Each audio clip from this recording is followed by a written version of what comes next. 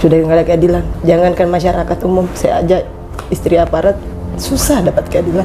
Saya lihat masih banyak kita ini yang seperti biasa-biasa saja. Saya jengkelnya di situ. Ini apa nggak punya perasaan? I'm calling out from Scotland. I'm calling out from Scotland's world. If you wanna break free, you better listen to me. You've got to learn how to see in your fantasy.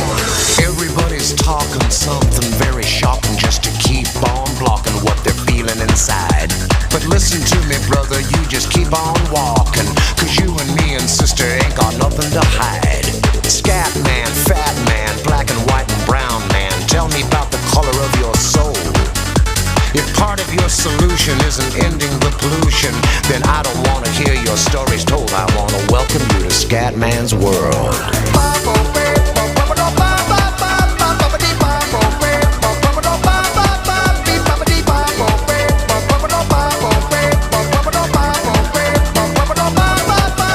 I'm calling out from Scatland.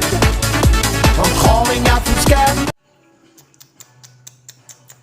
Hebat juga Ibu Ernawati ini ya. Serius banget dia menuntut pertanggungjawaban dari oknum-oknum Polri yang telah membunuh saudaranya. Sampai-sampai Bu Erna datang ke DKI dan langsung melapor ke YouTuber Haris Azhar untuk yang kedua kalinya. Jadi sampai melapor 2 kali ke YouTuber. Gara-gara nggak ada tanggapan sama sekali dari pihak Polda Sulsel. Dan maksud kedatangan ke DKI adalah untuk membuat laporan ke Mabak. Karena di Mapolda Sulawesi Selatan kagak ada kepastian hukumnya.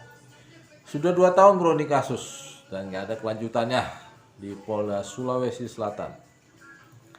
Kami yakin Ernawati melapor ke Mabak hanya sekedar formalitas. Maksud kedatangan yang sebenarnya cuma mau tahu apakah markas kepolisian mengetahui pembunuhan yang dilakukan oleh Polri yang terkenal dengan oknum-oknumnya. Gitu. Jadi kedatangannya ke Mabak sambil melapor ke YouTuber Haris Azhar. Dan tujuan ke Mabak hanya formalitas. Kenapa formalitas? Negara kita ini penuh dengan formalitas. Formalitas semua. Formalitas belaka bro, supaya terkesan resmi. Kelihatan serius. Ya setidaknya ada basa-basinya lah ya bro. Ilustrasinya begini bro. Gua kalau berkunjung ke rumah temen biasanya ditawarin untuk makan, ya enggak? Temen gue sering tuh gitu, nawarin untuk makan. Ya. Gue paham itu cuma basa-basi. Jadi biasanya gue jawab begini bro. Sudah bro, gue sudah makan. Malah dibalas begini. Enak lu udah makan, gue belum. Dan terkadang gue anggap serius tawarannya. Gue bilang begini. Boleh tuh, lu ada makanan ya? Tahu nggak apa dia jawab? Sama bro, gue juga belum makan. Sama bro, gue juga belum makan katanya. Itulah ilustrasi singkat formalitas alias basa-basi. Mengingat kejadian yang sudah-sudah, kita pasti paham lah bagaimana Polri itu tidak mengerti keadilan. Mereka paling tidak suka dituntut pertanggungjawaban, apalagi sampai di penjara. Begitulah kira-kira ilustrasi dugaan gua.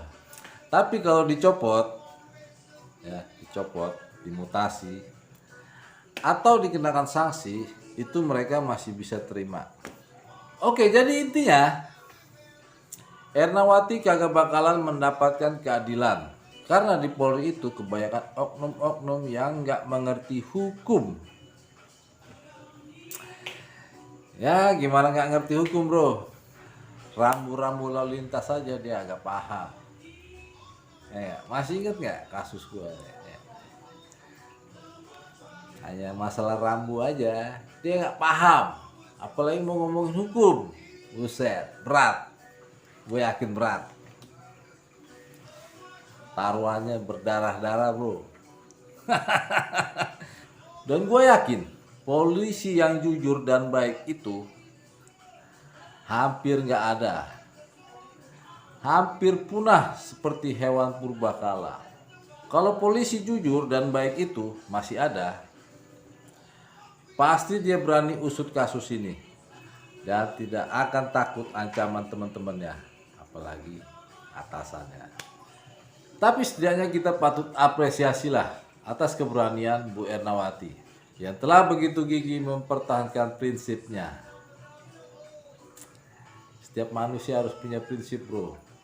Yang seperti oknum Polri. Oke bro, mereka semua pengecut. Gue berani ngomong gitu, mereka semua pengecut. Makanya disebut oknum. Oke, gue berharap bisa bertemu dengan Ibu Ernawati. Karena semakin sering melapor ke YouTuber, semakin jelas kemana hukum itu dibawa lari. Semakin sering kita melapor ke YouTuber, jadi kita semakin paham hukum itu kayak mana. Sudah nggak ada keadilan. Jangankan masyarakat umum, saya aja istri aparat susah dapat keadilan. Iya. Jadi jangan salah. Dan sampai masyarakat bilang, masyarakat rakyat kecil aja yang nggak dapat keadilan. Saya pun nggak dapat. Padahal ibu keluarga polisi juga. Kenapa Ernawati susah mendapatkan keadilan? Karena pelaku pembunuhan adalah anggota Polri yang terkenal dengan oknum-oknumnya. Itu yang harus diingat oleh Ibu Ernawati. Dan begitu kita juga. Coba pelaku pembunuhannya adalah warga sipil. Maka bisa kita pastikan Bu Erna segera mendapatkan keadilan secepatnya. Jadi, korban pembunuhan hanya warga sipil. Korban yang dibunuh adalah warga sipil, saudaranya Bu Erna. Dan si pelaku pembunuhan adalah warga kepolisian atau si oknum. Dan suami Bu Erna adalah anggota Polri dari Korps Brimob. Jadi masalahnya bukan sulit untuk mendapatkan keadilan. Bukan sulit. Gampang sebenarnya. Tapi lebih kepada siapakah pelakunya. Dan seberapa kuat kita punya. Paham kan? Jika pelakunya adalah anggota Polri atau keluarga Polri dan korbannya warga sipil, maka sudah pasti kita duga tidak bakalan ada keadilan. Tapi jika pelaku warga sipil dan siapapun itu korbannya, pasti ada keadilan walaupun sedikit. Tergantung ini, ya nggak bro? Atau jika korban dan pelakunya sama-sama anggota Polri, itu tergantung kekuatan pangkat. Atau itu mah nggak usah diurusin ya nggak bro? Itu terserah, bebas dia mau saling dor-doran ya. Sudah paham kan? Kalau kurang paham soal kasus ini, ya, silakan bertanya kepada Sigit selaku Dedengkot Polri. Tapi gue yakin dia nggak bakal mau. Kenapa? Ini masalahnya pelik bro. Pelik. Tahu kenapa pelik? Masalah yang ringan aja. Ini masalah gue, masalah rambu. Ya. Padahal gue udah minta sama si Sigit untuk mediasi kasus gue ini. Ya. Sigit nggak berani bro mediasi kasus gue ini. Ya. Kenapa? Nggak berani? Malu. Malu kenapa? Karena ntar dianggap, wah nggak dididik anggota Polantas. Tuh, tolol-tolol. Atau emang sudah biasa seperti itu. Berani istilahnya bikin susah masyarakat. Terlalu berani gitu. Gue ingetin sama lu ya semua oknum-oknum. Lu boleh susuk ke hati lu. mau gaya apa ya, lu mau nyusahin masyarakat, itu terserah, lu punya hak. Tapi lu jangan bikin susah sama orang yang ngerti.